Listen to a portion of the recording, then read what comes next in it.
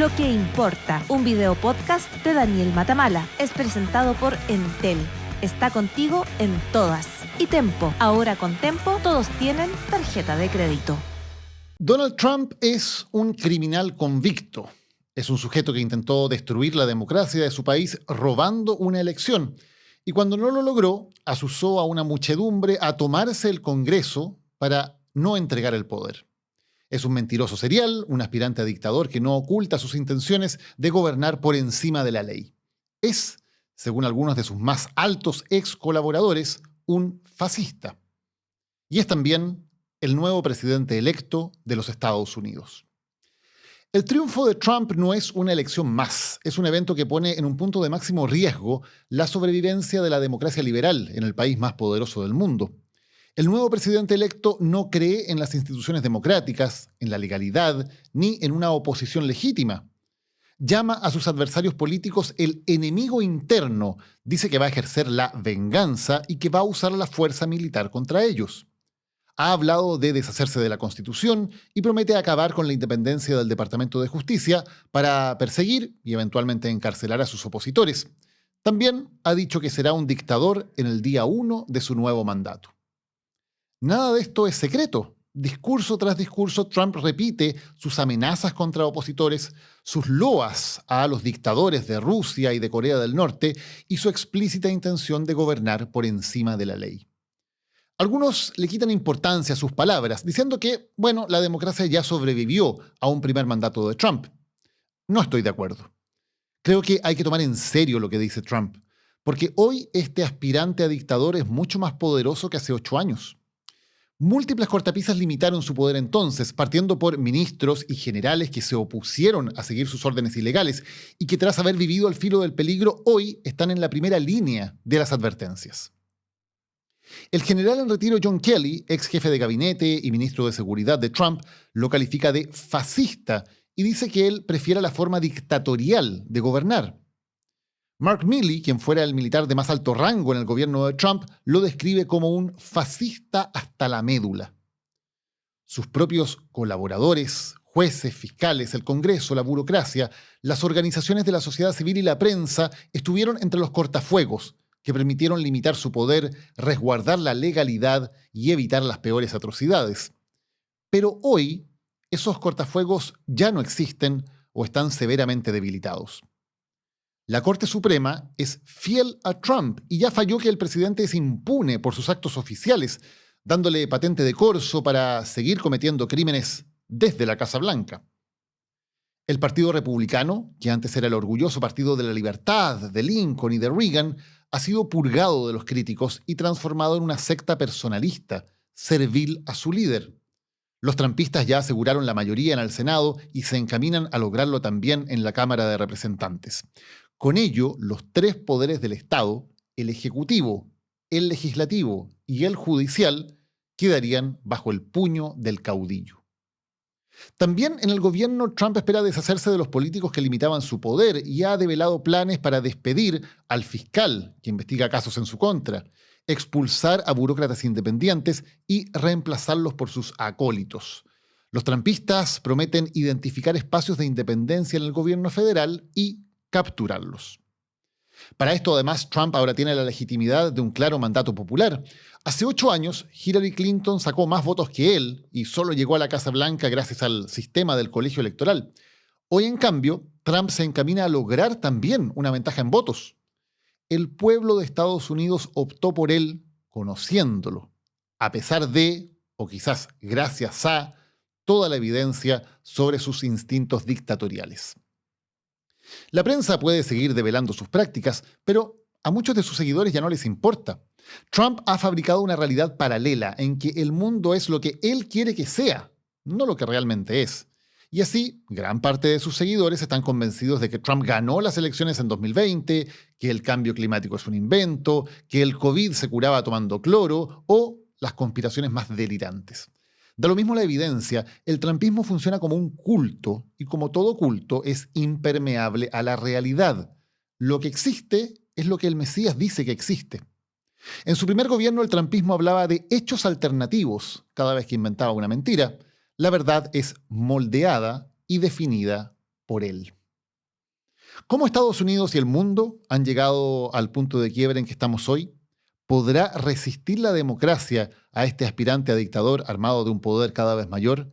¿Y cuáles son las consecuencias para el resto del planeta, para nuestro continente y nuestro país?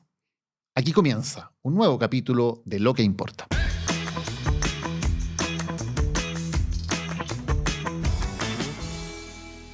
Estamos junto a Paz Zárate. Paz es investigadora senior del think tank Athena Lab. Paz, muchas gracias por acompañarnos hoy para hablar de un tema que importa. Gracias, Daniel. ¿Cómo describirías a Trump? ¿Es un caudillo? ¿Es un líder autoritario? ¿Es un aspirante a dictador? ¿Es un fascista, como han dicho algunos, incluso de sus ex colaboradores? A ver, yo creo que Donald Trump, primero hay que decir que es una figura que va a dejar su huella por generaciones, tanto en su país como en el mundo. Y es una figura totalmente anómala, una persona que primero llegó al poder sin haber tenido jamás un cargo público y que ahora regresa al poder recargado y sin ningún límite. Yo creo que existe el riesgo que Donald Trump derive por un tema de personalidad, por la forma en la cual él se conduce en asuntos públicos, que derive en una dictadura quizá de facto. Es preocupante, ese es un riesgo. Y sus propios colaboradores, si tú tienes razón, han recalcado el riesgo de que efectivamente esa tendencia que él tiene para ejercer el poder sin control se manifieste en esta segunda presidencia. Ahora, él ya fue presidente y algunos dicen, bueno, la democracia sobrevivió a una presidencia de Trump. ¿Puede ser distinta esta segunda vez? Es distinta esta vez porque no están los contrapesos en los otros poderes del Estado. Incluso la pequeña oposición republicana que él tuvo en su primer mandato ya no está. Además, la forma en la cual ha ganado es bastante categórica en las dos, tanto en el Senado como en la Cámara, pero además ahora él controla la Corte Suprema, cosa que él no tenía al comienzo de su primer mandato y que ya le ha confirmado una amnistía bastante grande. De hecho, uno podría preguntarse qué va a pasar con esas causas que están todavía activas, unos 4 causas que todavía están activas y algunas de ellas bastante importantes. Yo he pensado incluso, y digamos, hay opiniones jurídicas para lado y lado, pero hay varios que pensamos que incluso él podría perdonarse a sí mismo. Claro, porque recordemos que él es un criminal convicto. Él fue condenado, pero la sentencia ha sido postergada numerosas veces y todavía no se entrega esa sentencia. Sí, él sí ha sido condenado por fraude inmobiliario bajo las leyes del estado de Nueva York. También ha sido condenado en el caso de agresión sexual a la periodista, pero eso era un caso civil y quedan unas 4 causas pendientes. Y ahí uno puede preguntarse qué es lo que va a ocurrir, porque la Constitución no da una respuesta específica para eso y ante eso entonces tenemos estas teorías. Tú decías, esta vez no tiene límites. ¿Qué significa eso? ¿Qué podría hacer Trump? El sistema constitucional de Estados Unidos fue diseñado para tener pesos y contrapesos. Y para que nadie tenga un poder absoluto. Y la verdad es que, como mencionábamos, esa constitución es bastante breve, no está hecha para entregar todas las respuestas, además corresponde a un momento histórico en que el país era más pequeño, pero se solucionaba solo a la base del diálogo, de los consensos. Cuando se entrega un mandato tan grande como el que recibió Donald Trump, no es necesario buscar ningún consenso. Y él ha anunciado en realidad que sus políticas van a ser bastante radicales. Entonces creo que la forma de llegar a soluciones da la impresión que va a ser que la mayoría simplemente le ponga el pie encima a la minoría. ¿Qué significa ponerle el pie encima? Porque uno entiende, bueno, Trump tiene un mandato para gobernar, para llevar adelante sus políticas, los estadounidenses votaron por ello, digamos, y en ese sentido eso es plenamente democrático. Pero ¿en qué sentido puede ponerle el pie encima a quienes no piensen como él? Bueno, porque las políticas que él está anunciando, porque son radicales, tienen consecuencias muy graves para otros aspectos del sistema. Entonces, por ejemplo, estos aranceles tan altos, su legalidad es totalmente cuestionable desde el punto de vista del sistema de comercio internacional. Él piensa que los aranceles pueden usarse como una especie de castigo o las reducciones como premio. Y la verdad es que el sistema internacional no funciona así. Entonces, si esto fuera a ocurrir, o por ejemplo las medidas de deportación, que también la legalidad puede ser muy cuestionada, es necesario que se produzca un debate acerca de los efectos múltiples que esto tendría. Y ese debate quizás no sea necesario tenerlo porque los votos van a estar de forma incondicional. Trump lo que está cambiando es la cultura de hacer política.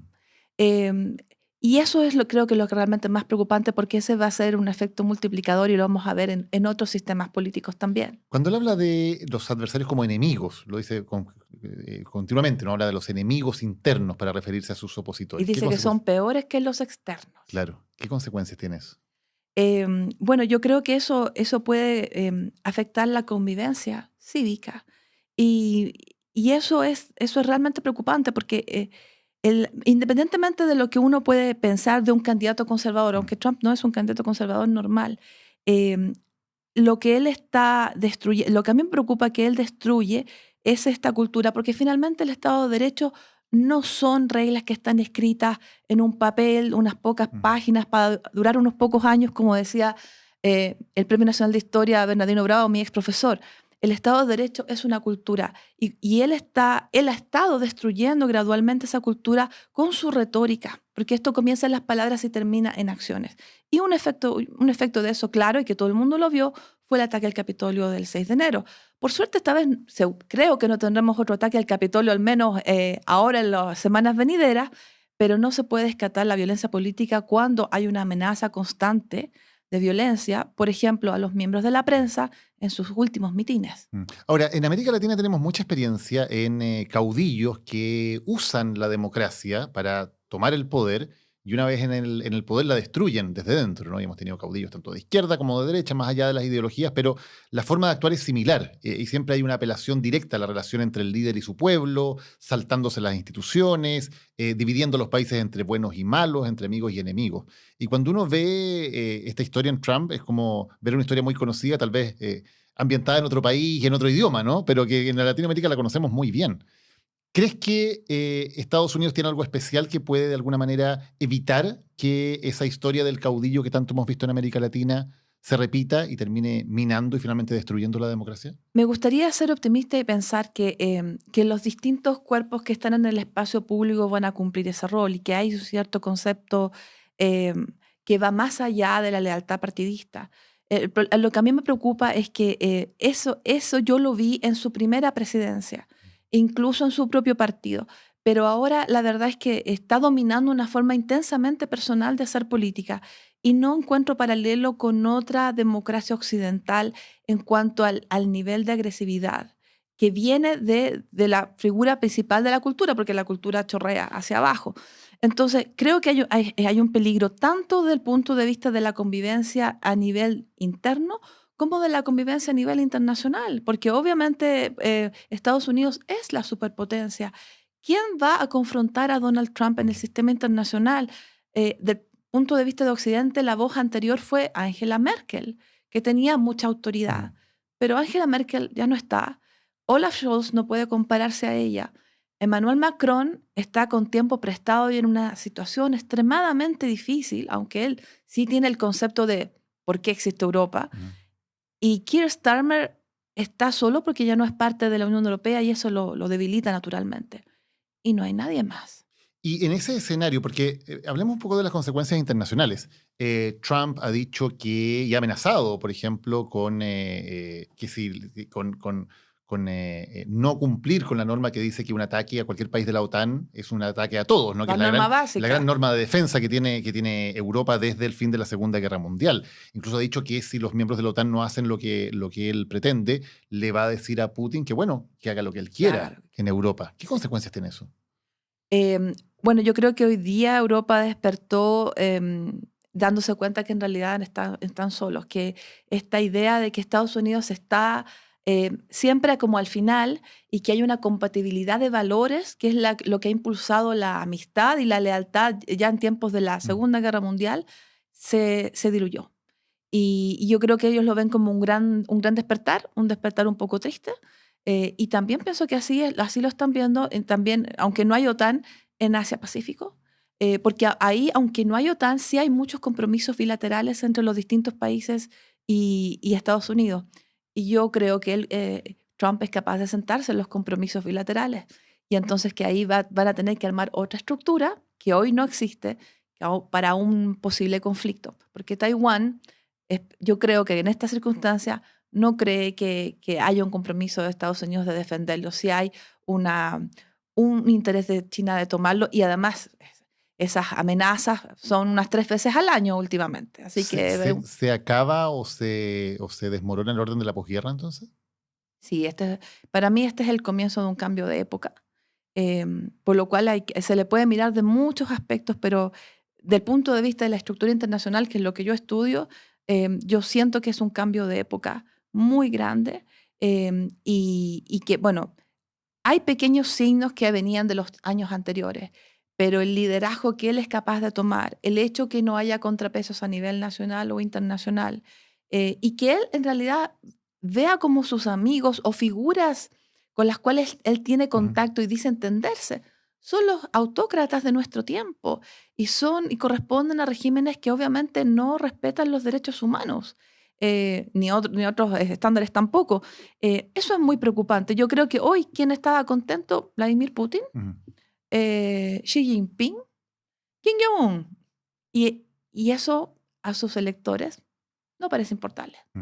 ¿Y qué significa, por ejemplo, en el caso de Putin, en el caso de Rusia, este cambio? Porque está la guerra en Ucrania, en que, como sabemos, Estados Unidos y la OTAN han sido fundamentales en permitir que Ucrania resista ante la invasión rusa. ¿Puede cambiar el escenario? Trump ha dicho que él en un día, en 24 horas, va a acabar con esa guerra. ¿Qué es que puede pasar ahí? Sí, bueno, él dijo que podía acabar con esto como presidente electo en 24 horas, o sea, ahora. Hoy día se debería estar acabando la guerra, digamos, si le creemos Claro. a Trump. Y bueno, se está por cumplir 1000 días de la guerra, ahora a fines de noviembre, y en febrero 3 años de la guerra. Esa pregunta yo creo que a los ucranianos también les preocupa mucho. Ellos han recibido ayuda para resistir, pero no para ganar la guerra. Y con la oposición cada vez mayor del Partido Republicano, sí, que ha estado resistiendo que se le sigan enviando fondos sí, a Ucrania. Así es. Entonces, yo creo que, bueno, uno puede empezar a mirar entre las muchas razones por las cuales Trump ha ganado tanto apoyo.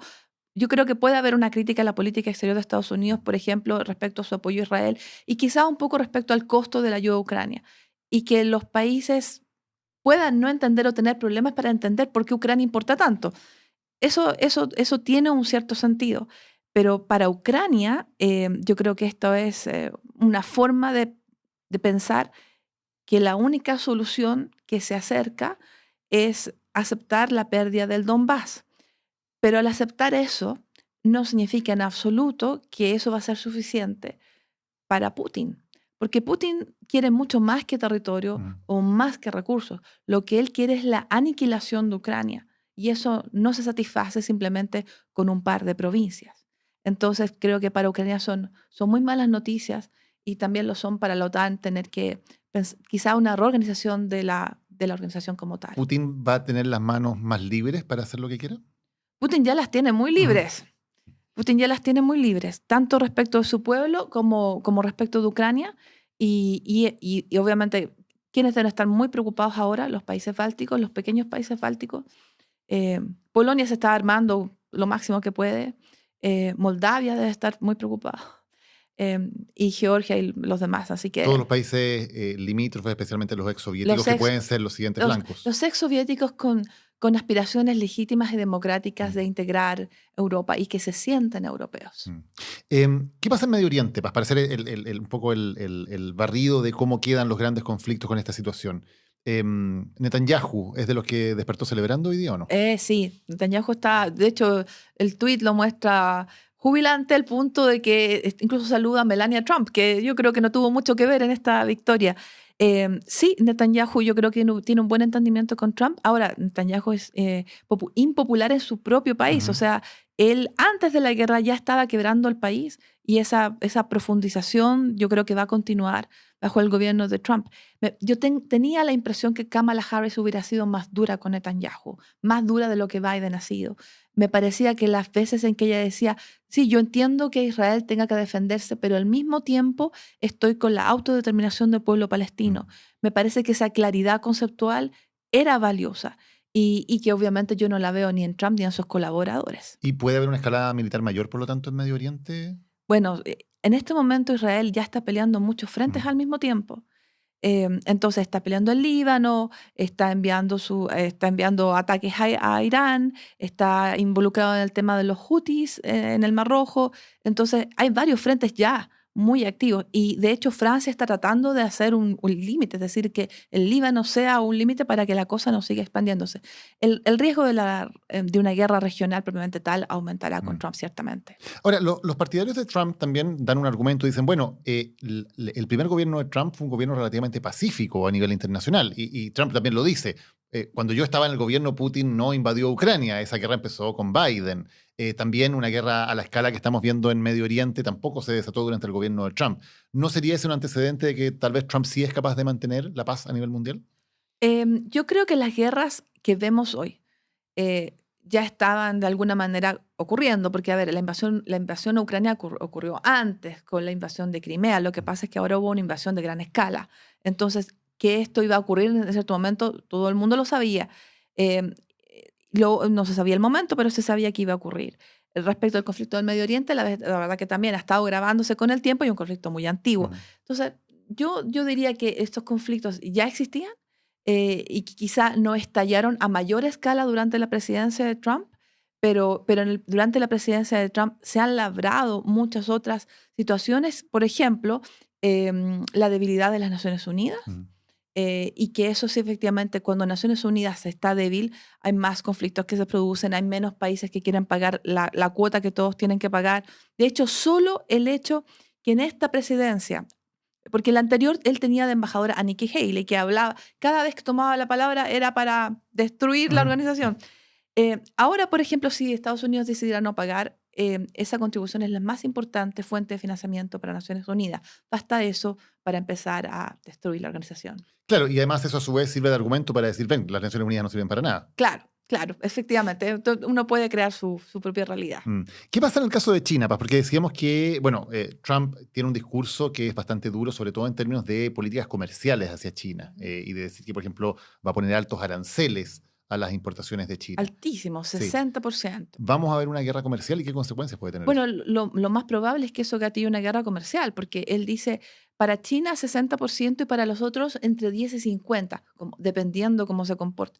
Es una cosa totalmente arbitraria, digamos. Claro, ¿no? pero esto está todo regulado por la Organización Mundial del Comercio, por los acuerdos que todos tenemos, Chile también. Entonces, no es llegar y al tuntún fijar tasas de arancel, eso no se puede hacer. Salvo que sea Estados Unidos. O sea, Estados Unidos en la práctica puede hacerlo, sí, digamos. Pero que esto también esto está regulado y por eso es que puede haber una guerra, porque pueden haber represalias. Eso es lo primero. Segundo, esas represalias tienen efectos en la economía estadounidense. La vida se va a hacer más cara aún. Digamos, si la gente tiene una preocupación que la vida de hoy está muy cara, y eso aparentemente le habría hecho mucha mella a Harris-Biden, la vida se va a encarecer si hay ese tipo de arancel para China, del cual todos dependemos para cosas sencillas y menos sencillas. Así que, por eso, esto puede dinamitar el sistema de comercio que ya está bastante tensionado. De hecho, la OMC tiene un problema en su corazón, que es que a Estados Unidos no le ha gustado cuando ha sido sancionado por la OMC, y eso ha debilitado su estructura interna. Así que la OMC, digamos, ha estado como con respirador artificial todo este tiempo, y estas medidas de Trump pueden terminar de desenchufar al paciente. Paz, ¿qué pasa en América Latina? Porque evidentemente el ejemplo de Trump ya el 2016 fue muy decisivo para muchos líderes autoritarios. Bolsonaro, por ejemplo, en gran medida copió muchas de las estrategias, incluso estrategas de Trump trabajaron con Bolsonaro. El hijo de Bolsonaro estaba ayer en Florida, claro, estaba celebrando con Trump. Vimos que los primeros en también celebrar el triunfo y con mucha alegría de Trump fueron Bukele en El Salvador, Milei en Argentina. ¿Qué consecuencias tiene también para ese tipo de liderazgos más autoritarios en América Latina? Yo creo que en todo el mundo. Los liderazgos autoritarios, yo creo que se dan cuenta que hay una forma de conectar con el electorado que vende, y eso se va a propagar. De hecho, lo sabíamos en su primera presidencia que ese estilo iba a tener adeptos y los tuvo. Han habido algunos otros signos, digamos, que quizás ralentizaron ese proceso, pero ahora yo creo que se va a acelerar. Y estos populismos además pueden venir en el fondo. La técnica puede ser copiada por la izquierda o la derecha. Y creo que estas figuras que tú has mencionado van a ser seguramente las que están sentadas en enero cuando el presidente Trump tome su nuevo mandato. En América Latina, es verdad, yendo al principio tú decías que nosotros conocemos esto de los caudillos, sí, pero nuestros caudillos son de democracias que tienen menos medios. Estamos hablando de una superpotencia con armas nucleares. Entonces es algo muy distinto. Es como Bukele con armas nucleares. Claro, y eso evidentemente el nivel de peligro para la democracia es infinitamente mayor a nivel internacional. Para la democracia y sistema internacional. ¿Qué hace Chile en ese aspecto, Paz? Porque por un lado tenemos un país como Chile que depende, como somos un país pequeño, digamos, dependemos en gran medida, y ha sido siempre nuestra política internacional, de hacer que las instituciones internacionales funcionen. Que fue lo que dice el presidente Lagos, ¿no? ¿Recuerdas cuando le dice que no a Bush en la guerra de Irak? Dice, y me parece que es una mirada muy lúcida, nosotros dependemos de que las instancias internacionales se respeten, porque si no, como país chico, quedamos a merced sencillamente de la arbitrariedad o del poder del más fuerte. Entonces, Chile ha tenido una presencia internacional importante en ese aspecto. Siempre. Pero por otro lado, para Chile también mantener una buena relación con Estados Unidos es absolutamente crucial y fundamental. No tenemos muchas opciones, digamos, dado el lugar en que vivimos. Difícil. ¿Cómo se balancea eso? Sí, por supuesto, es difícil manejar esto. La línea que tú mencionas, que es la línea del presidente Lagos, Chile tiene un asset, algo muy valioso construido por todos los gobiernos, que es consistencia en esa línea. Ya sea de derecha o de izquierda, y por ejemplo el presidente Boric la mantiene porque él cita principios cuando él dice mi apoyo a Ucrania no se basa en buenismo o compasión personal, sino que esto es el respeto del derecho internacional. Eso es consistente también porque el derecho internacional ha sido, por ejemplo, la base de cómo hemos solucionado nuestros problemas, nuestros propios problemas espinudos con nuestros vecinos. Ahora, la relación con Estados Unidos efectivamente es crucial. Hay un tratado muy importante que la regula y además hay otros acuerdos, por ejemplo, el del programa Visa Waiver. Yo creo que el programa Visa Waiver, nuestra inclusión en ese programa corre peligro. Y corre peligro independientemente de vaivenes, por ejemplo, de la tensión que puede ocasionar las palabras de un embajador u otro, que se cambie o no se cambie, que es algo por lo cual me preguntaron el día de hoy, porque lo que realmente tensiona esa relación es el hecho que efectivamente ese programa, nuestra inclusión, está en peligro hace tiempo porque se ha abusado ese privilegio que es entrar a Estados Unidos sin una visa, porque Visa Waiver significa la exención de visa. Entonces sí, y como existe el énfasis en la reducción de la criminalidad vinculada a la migración, yo creo que nosotros somos de los primeros candidatos para salir dentro de los pocos países que están en el programa Visa Waiver. Porque en términos de política interna podría ser una señal que a ellos les sirviera, digamos, y sin mayor costo. Sí, por supuesto, sin costo, y además incluso siempre habían algunos congresistas demócratas incluso preocupados y partidarios de que nosotros saliéramos de esa lista. Ojalá que no pase. Pero hay que ser realistas que ese riesgo existe. Ahora, Chile está también en un cruce geopolítico bien interesante porque China está tomando muchísimo poder en América Latina, está invirtiendo en empresas estratégicas, también en Chile. China ya es dueño de empresas estratégicas, por ejemplo, en el campo de la electricidad. ¿Cómo queda Chile en este cruce si es que hay una guerra comercial, si es que hay un enfrentamiento directo entre las dos superpotencias? ¿Chile tiene que optar por alguna de ellas? ¿Es posible mantener la independencia si es que lo que viene es años de un gran choque geopolítico entre Estados Unidos y China? Sí, a ver, el choque geopolítico creo que va a ocurrir de todas formas y que ya está en gestación. Con Trump es posible que eso se acelere o se ralentice.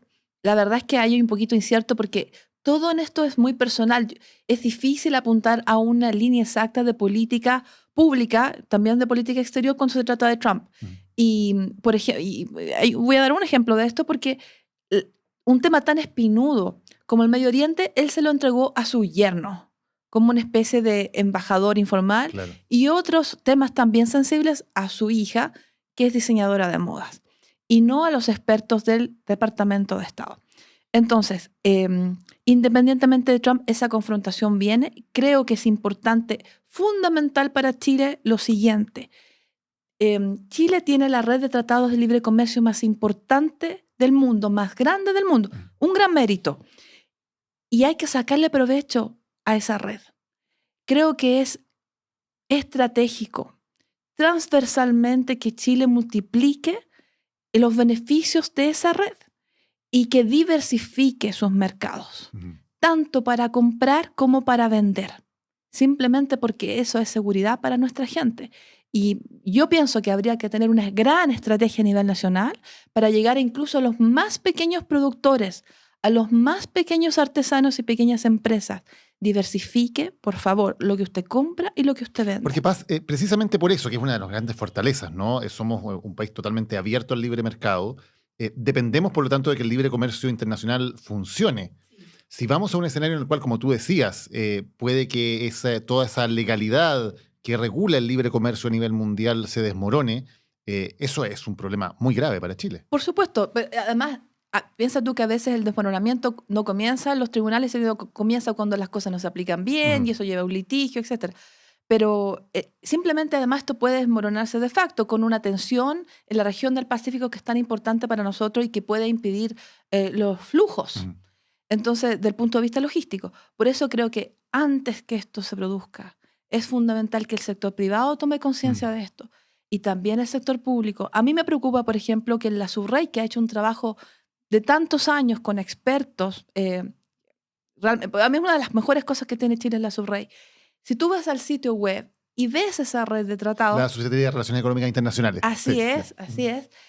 A mí me parece que el material que ahí se explica, que es sobre los tratados, está diseñado para abogados de grandes empresas, lo cual no significa que los tratados fueron construidos para beneficiar a solamente grandes empresas. De hecho, crecientemente están hechos para beneficiar a pequeños productores, pero no está explicado de la forma suficientemente pedagógica para beneficiar la mayor cantidad de gente posible. Paz, déjame volver a algo que hablábamos antes. Tú decías que no veías precedentes en las grandes democracias occidentales modernas de algo como lo que está pasando por Trump. Algunos de sus ex colaboradores han hablado de él como un fascista. ¿A ti te parece que esa comparación con los fascismos de hace un siglo, de la década del 20 del siglo pasado, tiene algo de real o te parece que está descaminada? Mi opinión estrictamente personal desde el gobierno anterior es que sí, coincido con eso y me parece valiente que los ex colaboradores lo hayan dicho. Personas que estuvieron a su lado, por ejemplo, durante el ataque al Capitolio. El mismo Mike Pence siempre dijo, es muy peligroso, claro, es muy peligroso para la constitución del país que una persona que intentó quebrarla a vista de todo el mundo regrese a la Casa Blanca.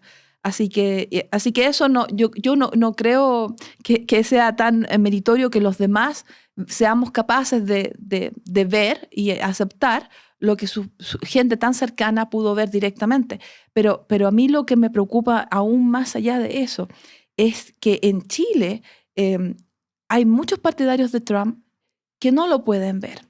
Porque, es decir, que no pueden ver que hay una persona que ha llegado al poder que no tiene valores. Los valores conservadores que son normales y que toda democracia necesita tener una derecha democrática y una izquierda democrática, ambas responsables. Y entonces me pasa, por ejemplo, que cuando yo trato de explicar que hay estos problemas con la postura de Trump y que existe y que siempre ha existido una oposición dentro del mismo Partido Republicano y que estos calificativos tan duros han venido, por ejemplo, de el que es ahora su vicepresidente electo, J.D. Vance, que él lo comparó con Hitler, se hace muy difícil. Y yo creo que sería bueno y saludable para la derecha chilena, que por supuesto es parte integral de la democracia que nosotros tenemos, observar este fenómeno, estudiarlo bien. A mí me preocupó que durante la campaña hubo figuras de la derecha chilena que dijeran que estaban con Trump a todo evento, al mismo tiempo que este candidato era muy violento todas las noches en sus mítines, y yo tengo que decir que yo me di el trabajo de escucharlos casi todos, que eran muy largos cada uno. Entonces, creo que es importante para la derecha chilena, para la derecha en todo el mundo, pero la derecha en nuestro país, estudiar, porque nosotros tenemos una democracia que ha sobrevivido también momentos difíciles sobre la base del diálogo y donde, por ejemplo, el centro ha tenido un rol muy importante expresándose en voto obligatorio. Estados Unidos tiene un voto voluntario. Quizás ahí hay también una clave, la diferencia entre el voto obligatorio y el voto voluntario. ¿Y te parece que, porque cuando dices estudiar, porque hay muchos que están estudiando a Trump para imitarlo? Sí. ¿Te parece que deberían estudiarlo de una manera más crítica? Porque es que digamos, sí, hay que estudiarlo de manera más crítica porque esto ya tuvo consecuencias graves. Lo del 6 de enero no es simplemente un acto de violencia random, fue instigado por entonces el jefe del Estado, y eso es público. Para evitar entregarle el poder a quien había sido democráticamente elegido. Exacto, para que, o sea, una presión a su vicepresidente para que él no certificara su derrota y la presión simplemente a la muchedumbre para que de facto paralizara esa certificación de resultados. Entonces, y además eso con resultado de varias muertes y las vidas de muchas personas en peligro. Entonces, eso no es un incidente menor, independientemente de lo que pase con las causas legales, no es un incidente menor. Y el peligro que existe de una violencia mayor, dado que este comportamiento es asusado, estimulado, tanto respecto de figuras de la oposición como respecto de la prensa, estamos hablando de las bases de la democracia. Así que creo que a todos los demócratas nos tiene que interesar el giro que puede tener Estados Unidos. ¿Crees que esas bases de la democracia están en peligro hoy día? Sí, creo que las bases de la democracia están en peligro. Cuando se ataca la libertad de prensa, cuando se ataca a la oposición, cuando se estimula la violencia, cuando se ataca a las instituciones internacionales que, con todas las críticas que se pueden hacer, han cumplido con un fin básico, que es que no haya tercera guerra mundial, creo que estamos en un territorio peligroso. Paz Zárate, muchas gracias por habernos acompañado hoy hablando de un tema que importa. Hasta la próxima. ¿Sabías que Entel cumplió 60 años acompañando a los chilenos en cada llamada y en cada conexión? Y durante estos años ha logrado conectar cada rincón del país, de norte a sur, y así mejorar la calidad de vida de las personas. Pioneros en entregar 5G a la Antártica y serán la primera compañía en Latinoamérica que tendrá cobertura satelital móvil con Starlink. Entel, contigo en todas. Nos acompaña Catherine Reyes Householder. Catherine es académica del Instituto de Ciencias Políticas de la Universidad Católica. Catherine, gracias por acompañarnos hoy para hablar de un tema que importa. Muchas gracias por la invitación. Y vaya que importa este tema.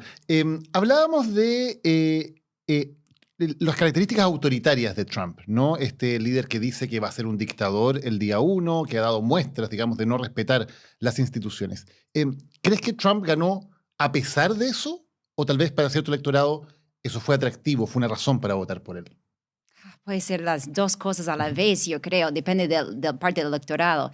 Yo creo que sí, hay personas en el Partido Republicano que prefieren un liderazgo autoritario, un liderazgo masculino, un liderazgo fuerte, digamos, y que tal vez no respeta todas las reglas y quiere romper las reglas y las tradiciones que tenemos sobre la presidencia. Y seguramente hay bien muchas otras personas, ¿cierto?, del Partido Demócrata que ven eso con mucho miedo. Tienen miedo de la erosión a la democracia, tienen miedo de esta idea, sobre todo, de que la última elección fue robada, la elección, digo, de 2020, ¿cierto?, que en donde Trump mintió de manera constantemente que esa elección fue robada y nunca concedió, ¿cierto?, esta última elección, nunca admitió que fue derrotado. Y eso generó un movimiento, ¿cierto?, dentro de la ultraderecha en los Estados Unidos, de gente convencida de que él ganó la última elección presidencial. Y entonces hay un sector de personas que ven que Trump puede ser víctima de persecución política, que es víctima del sistema judicial, que es víctima también tal vez del sistema electoral. Y entonces es complejo el escenario, depende mucho del partido político y de la ideología. ¿Y por qué, Catherine, un país que tiene una larga tradición democrática, de respeto a las reglas, de respeto a la alternancia en el poder, de pronto hay una cantidad importante de la población que dice necesitamos un líder que sea de otro tipo, que sea autoritario, que sea más parecido a un caudillo más bien, para poder hacer las cosas? Eso es una gran pregunta. Y es una gran pregunta que yo creo que todavía no se ha contestado plenamente en la ciencia política, en los análisis. Y mira, hay muchos temores a temas nuevos, inmigración, que no es un tema nuevo, pero Trump ha logrado, como sabemos, en 2016 fue un gran tema que le ayudó a ganar la presidencia en ese año. Yo creo que este año también fue un tema importante. Hay una sensación tal vez que hay mucha incertidumbre e inseguridad. Entonces, cuando hay crisis o preocupaciones sobre la identidad de la nación, preocupaciones de que el país está en declive, preocupaciones sobre China, además de inmigración, ¿cierto? Y de temas nuevos, la gente puede buscar volver al pasado. ¿Y qué es ese pasado mítico? Puede ser un pasado más blanco, ¿cierto? En donde los hombres tenían el control, el poder, los hombres blancos específicamente. Mucho de eso empezó después de la presidencia de Obama. ¿Okay? Entonces, hay que acordarse, en 2015, la candidatura de Trump emerge basada en la mentira de que Obama no era un presidente legítimo, porque no había nacido en los Estados Unidos. Entonces, toda esta idea se basa, se alimenta de racismo, ¿cierto?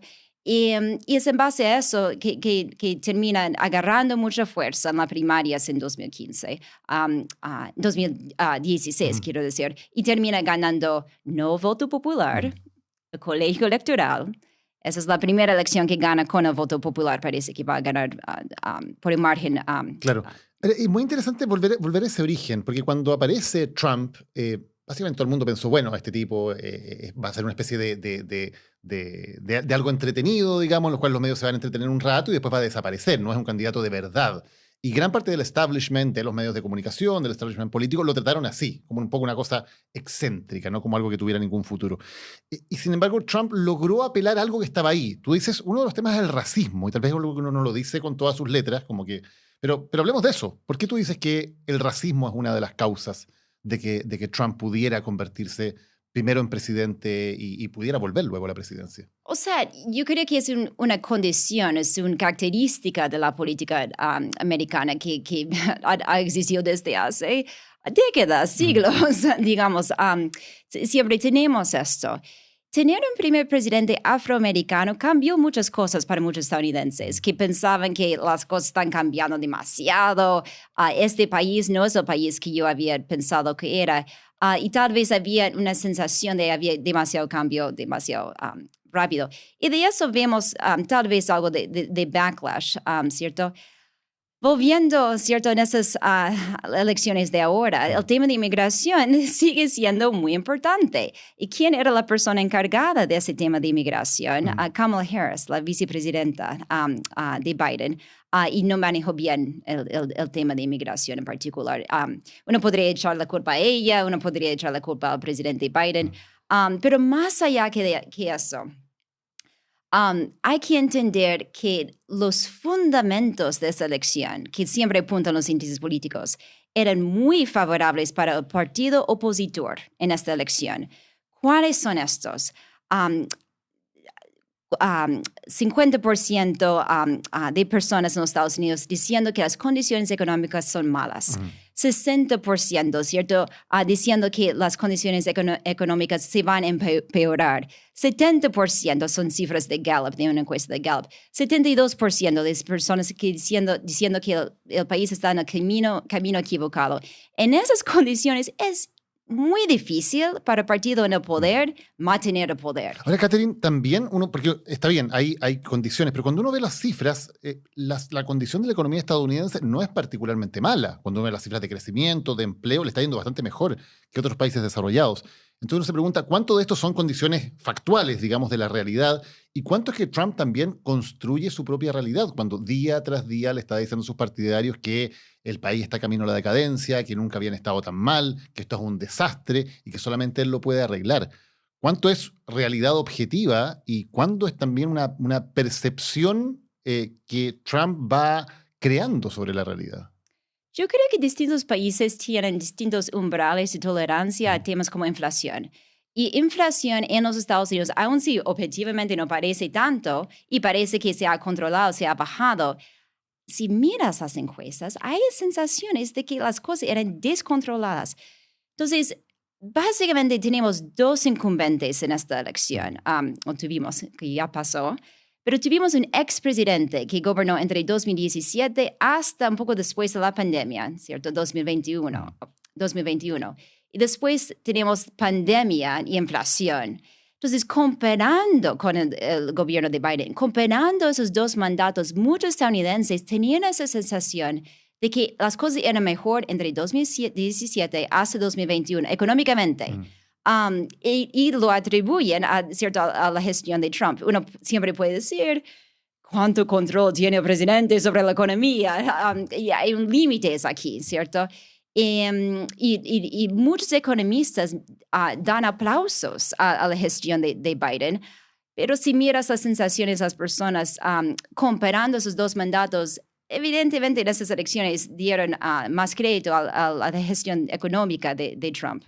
¿Cuánto está la idea también de que Trump, que ha presentado una imagen exitosa como hombre de negocios, más allá que uno puede discutir si realmente como hombre de negocios fue exitoso o no, pero se presenta, ¿no?, como un ganador en términos de negocios? ¿Eso también tiene cierta influencia en términos de que la gente diga, bueno, si fue exitoso en los negocios, va a ser exitoso, va a traer prosperidad económica al país? Hay un patrón con presidentes, candidatos presidenciales viniendo del mundo de negocios, tienden a ser hombres. Sebastián Piñera, ¿cierto? Tenía experiencia política, ¿cierto? Piñera, pero tenía esta imagen también. Trump no tenía experiencia política antes de llegar. Es alguien de la televisión. Sabe manejar la televisión y en su programa creó esta imagen de hombre exitoso en The Apprentice, ¿cierto? Antes de su primer gobierno. Y de allí realmente sale como figura nacional y logra, claro, justamente eso, traducir los credenciales de ser un gran hombre de negocios. Por ende, yo puedo ser gran presidente. Entonces, la idea fluye de su imagen de showman en la televisión. Catherine, tú has estudiado académicamente el tema de las candidatas, ¿no? ¿Qué hace que una mujer pueda o no ganar una elección presidencial en el caso de Latinoamérica?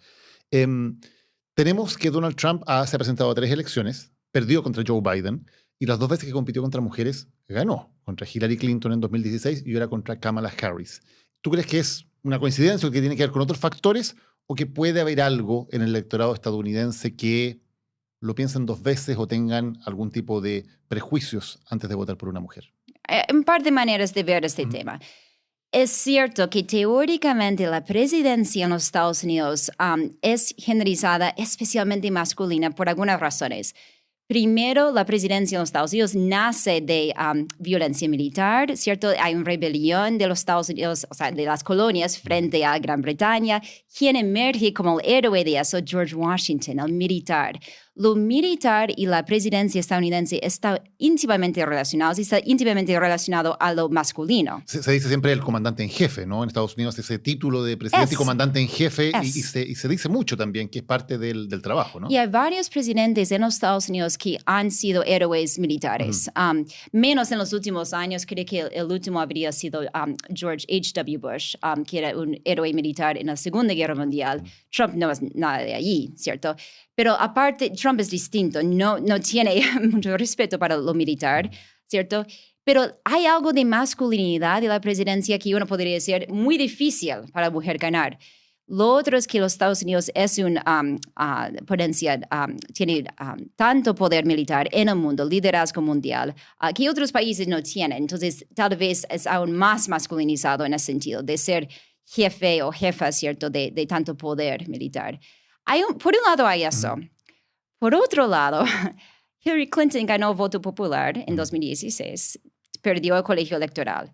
Y viendo las encuestas, ¿cierto? Y sí, hay técnicas bien sofisticadas de cómo medir el sesgo que tienen los votantes en los Estados Unidos y otros países, cuánto prefieren mujeres y hombres. Y en general, en promedio, ¿cierto? A los votantes les importa mucho menos el sexo del candidato y mucho más de qué partido es, su ideología, su trayectoria, su experiencia. Entonces, y hay grandes diferencias entre el Partido Republicano y el Partido Demócrata. Ahora, Catherine, eso es lo que dicen los votantes. Porque también es muy difícil que un votante diga, miren, yo no voy a votar por una mujer o yo no voy a votar por un candidato de tal raza. Pero muchas veces las cosas se hacen y no se dicen. Que la gente no necesariamente dice la verdad en las encuestas, digamos. Sí, la técnica se llama encuestas experimentales. Entonces, y se puede evitar esos sesgos. Eso tiene un sesgo obvio, claro, que de social desirability, que uno dice lo que quiere escuchar la encuestadora. Es como cuando a la gente le preguntan cuando había voto voluntario en Chile y toda la gente decía, sí, por supuesto yo voy a ir a votar. Y después el 50% no iba, ¿no? No significa que lo van a hacer. Cierto, esos experimentos pueden evitar ese problema, minimizar ese tipo de sesgo.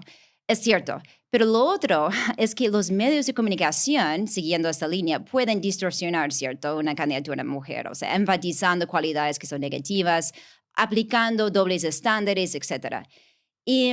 Pero lo que vemos entre los dos partidos en los Estados Unidos, se han hecho estudios muy interesantes sobre eso. El Partido Republicano es el partido masculino. Los votantes prefieren hombres más que mujeres y prefieren atributos masculinos. Y priorizan temas que son más relacionados al masculino como crimen, seguridad, etc. El Partido Demócrata es el partido femenino en los Estados Unidos, en donde los votantes tienen preferencias para mujeres candidatas y prefieren atributos estereotípicamente femeninos. También hay muchas más votantes mujeres en el Partido Demócrata, y el Partido Demócrata eligen y nominan y eligen muchas más mujeres. Entonces, es cierto que observamos grandes diferencias entre esos dos partidos.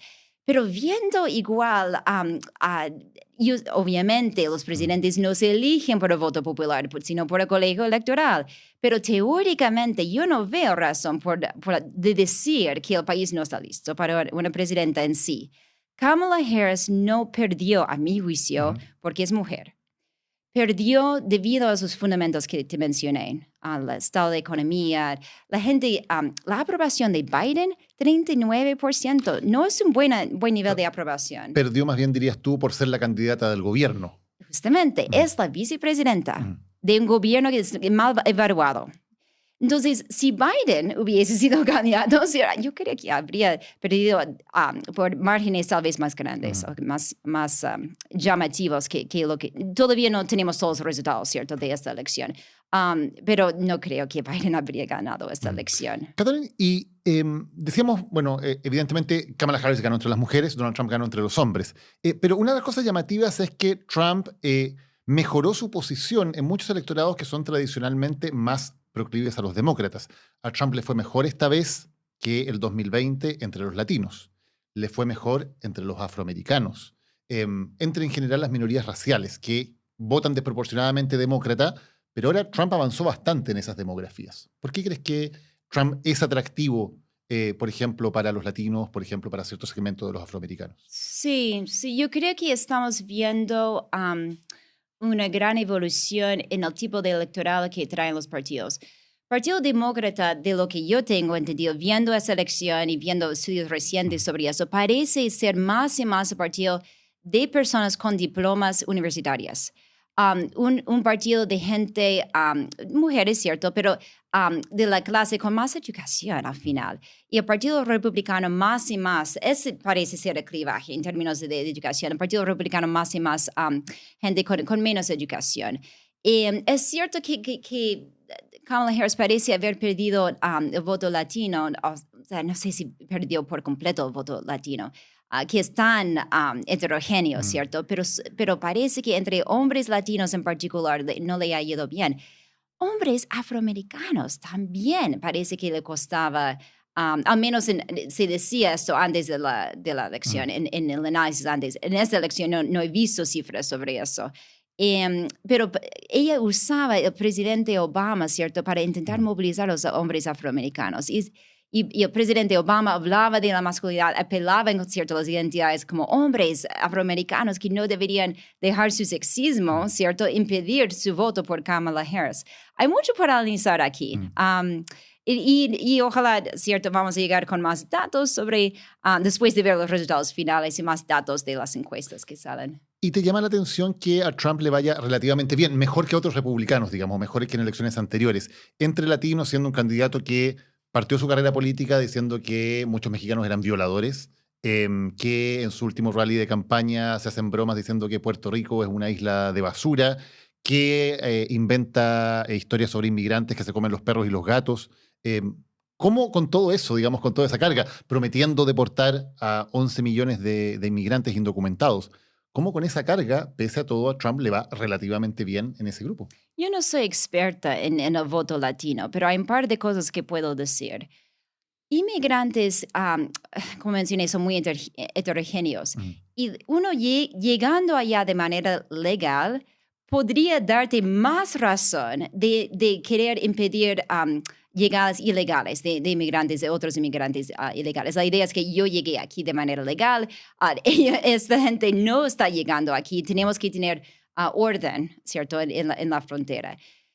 Yo creo que los comentarios de ese comediante en Madison Square Garden en Nueva York el domingo, ¿cierto?, antes de la elección, en donde él dice que Puerto Rico es una isla flotando de basura, fue probablemente sobreinterpretado por los medios de comunicación progresistas, ¿cierto? Entonces, a partir de ese comentario, decían, ¿cuántos puertorriqueños hay en el estado de Pennsylvania, el estado clave con 19 electores que va a decidir la elección? Son 400,000. Por ende, eso es una ventaja para Harris. Eso es sobreinterpretar, yo creo, el comentario. Primero, Trump no lo dijo, ¿cierto? Era un comediante. Después la campaña de Trump intentó como suavizar ese comentario. En ciencia política, esos últimos actos de campaña, esos últimos dichos, no, se piensa que no tienden a cambiar mucho el resultado final. Son factores de largo plazo que te mencioné, ¿cierto? Factores de largo plazo que terminan determinando el resultado que estamos observando. Catherine, Trump ha dicho, como hemos visto anteriormente, que va a ser un dictador en el día 1, ha hablado del enemigo interno, y que el enemigo interno hay que perseguirlo, por ejemplo, utilizando la fuerza militar, y habla en términos muy elogiosos de dictadores. ¿Qué tanto te preocupa la democracia en Estados Unidos? ¿Qué tanto crees que Trump pueda intentar o pueda lograr minar la democracia y avanzar hacia un régimen autoritario? Ya lo está minando, ya lo ha hecho. Hay una gran erosión en la desconfianza en las instituciones electorales, por ser cierto. Puedo profundizar un poco en eso. El tema es que ahora Trump parece que tiene el Senado, tiene la Cámara de Representantes, tiene mayoría en la Corte Suprema. Esa Corte Suprema, algunos meses atrás, decidió que los presidentes deberían tener impunidad por actos oficiales. ¿Qué significa eso? Parece que no definieron también qué es un acto oficial, pero abre, ¿cierto?, mucho margen de poder para Trump en este mandato. Trump va a nombrar gente en su gabinete, gente cercana de él, fiel. Ya lo hizo, ¿cierto?, con J.D. Vance, su vicepresidente, senador de Ohio. Fiel, leal. Toda la gente va a ser hiper fiel, hiper leal, porque si no, lo va a echar nomás.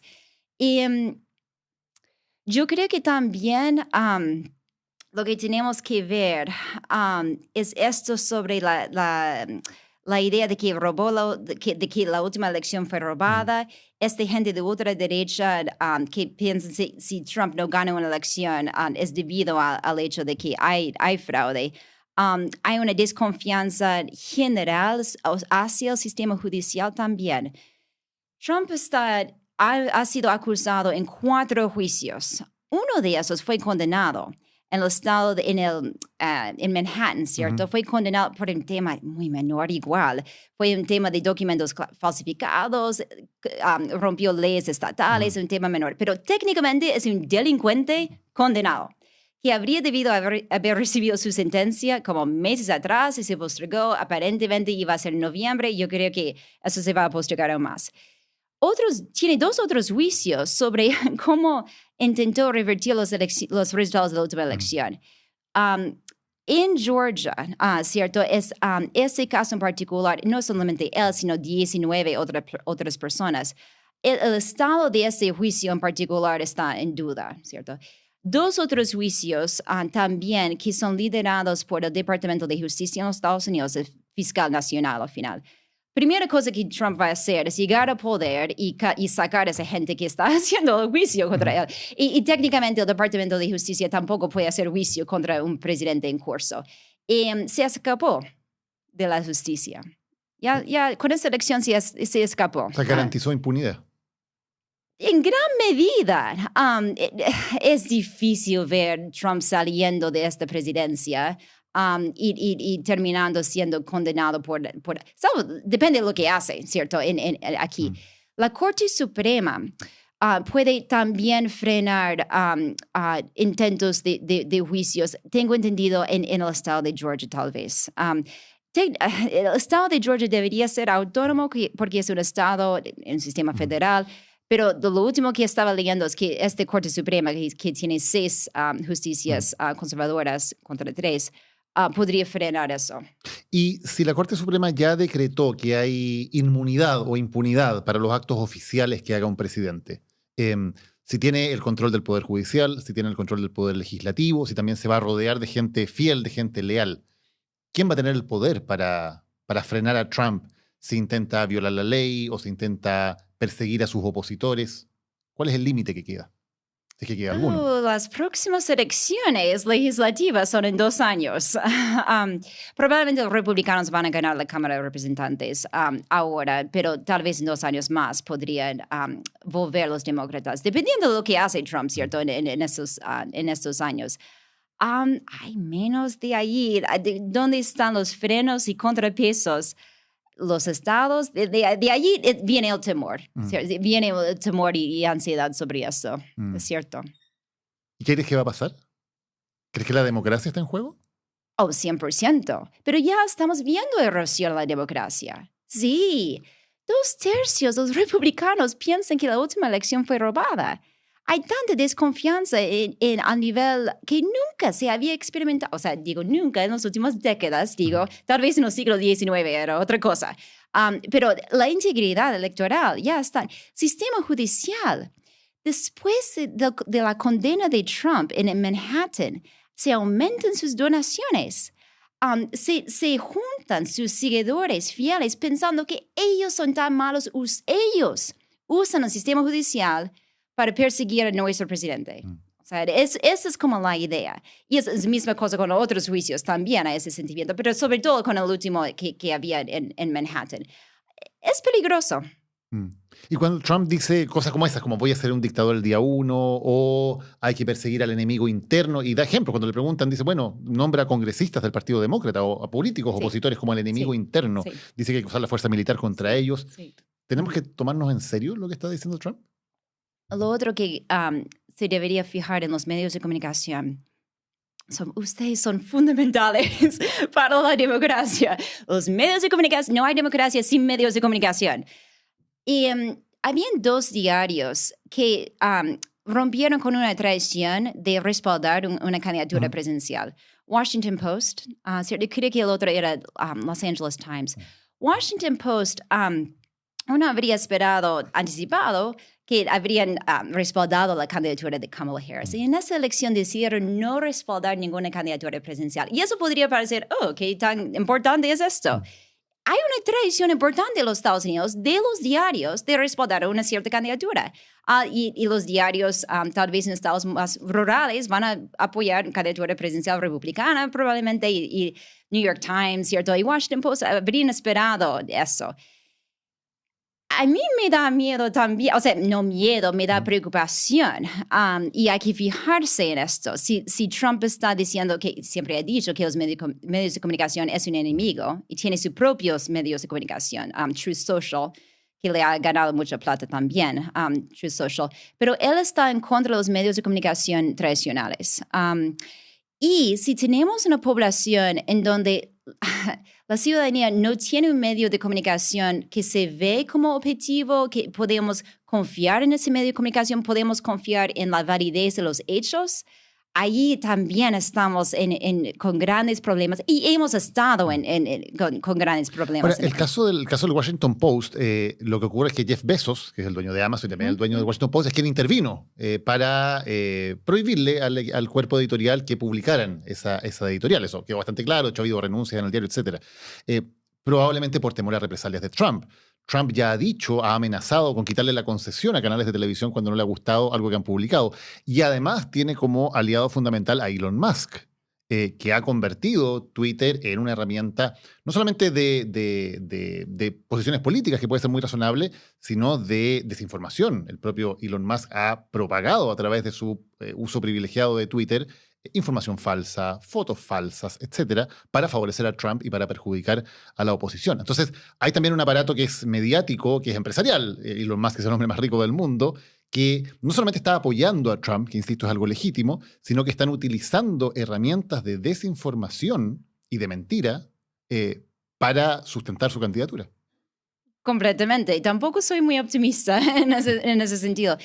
La idea de que Elon Musk, él podría entrar al gobierno, ¿cierto? Eso es lo que se ha dicho, se ha aparentemente prometido, y que él podría tener algún cargo para mejorar la eficiencia en el gobierno, tal vez intentando desmantelar, ¿cierto? Reducir el tamaño del Estado en los Estados Unidos. Algo curioso, porque Musk es quien más se ha beneficiado de los subsidios del Estado precisamente para armar sus negocios, ¿no? No habría armado sus negocios contratos, si no fuera sí, por los subsidios del Estado. Justamente, hay muchas cosas que a primera vista parecen inéditas. De todas maneras, en el Partido Demócrata hay mucha conciencia de esto. Okay. Y hay grupos movilizados, progresistas, que tienen mucha conciencia de lo que está en juego. Y muchos de ellos salieron a votar, ¿cierto? Y han estado haciendo activismo. Y y hay entusiasmo para intentar preservar la democracia y frenar ciertas acciones de Trump. Se va a necesitar movilización a nivel grassroots, digo, en las bases, ¿cierto? A nivel local también. Y viendo los reportajes, se veía que la campaña de Harris tenía mucha más fuerza a nivel, en las bases, en el local. Parecían muchos más voluntarios. Lo interesante de la plata, igual, Daniel, aquí es que Harris tenía mucha más plata en esta campaña. Ella tenía mucho más que Trump.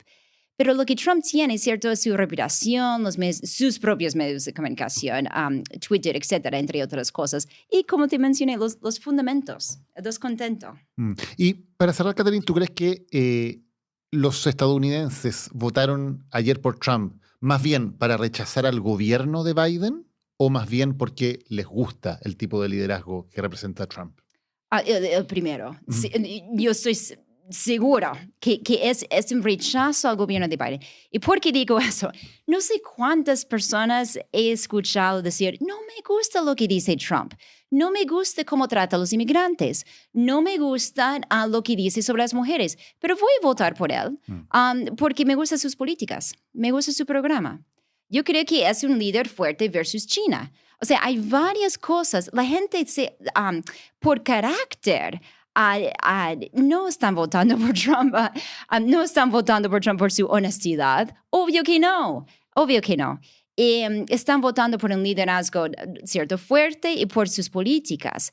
Y que él representa algo diferente y tiempos económicos mejores en el pasado. Catherine, muchas gracias por habernos acompañado hoy hablando de un tema que importa. Muchas gracias.